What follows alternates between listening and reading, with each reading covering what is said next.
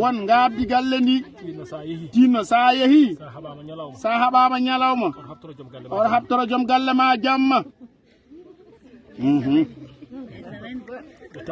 o wi nde tawno hare jamma addara jibinde gujjo o wi hare jamma addara jibinde ɓiɗɗo koccowo laaɓi ina yiwa neɗɗo o wi hare jamma ɗawde joom galle ma hoorema addara ɓiɓɓe ma so dawi joftinta hadde joom galle ma hoorema addara so ɓiɓɓe ma jiilima jiitata o wi ganda e hoorema ƴetta kanŋe ma ƴetta kaalisal ma yaharo ceerno mbiya ceerno duwonomi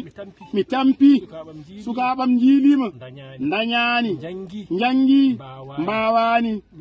mi faaɗama wallam taw addi ɗum ko hare leeso o wi ɗum noon amin mbasima tinno won ngabdi galle ndi sa yeehi def ƴoog fittu bismo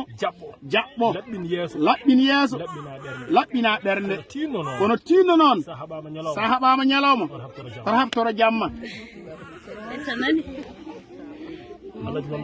o wi ceerno Alhaji Mamma Awto Ceelaw radiyallahu taala anhu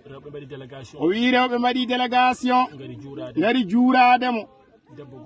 debbo gooto nan ɗon omo jogii ɓiɗɗo gooto debbo o tawoy ceerno Mamma Aw nder suudu wi ceerno Mamma duwonomi mbeɗa jogii ɓiɗɗo hiraande fof omo hajjino yimɓe sappo makka kono min wonki ñamde jawdi ndi ceerno Mamma Aw wimo ufnimo wimo yaltu suudam an ka ñamata e barke ɓiye o sabu a meeɗa ɓumnude ɓernde bam makko la ilaha illallah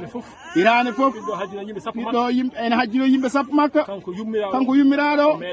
o meeɗa ñamde jawdi he fodde ko haɗanno bamum ɓiɗɗo hoore makko Allah yoɓirimo ɗum ɗon o ñamani jawdi ɓiɗɗo hawo maayi o wi ɗum noon yo Allah reen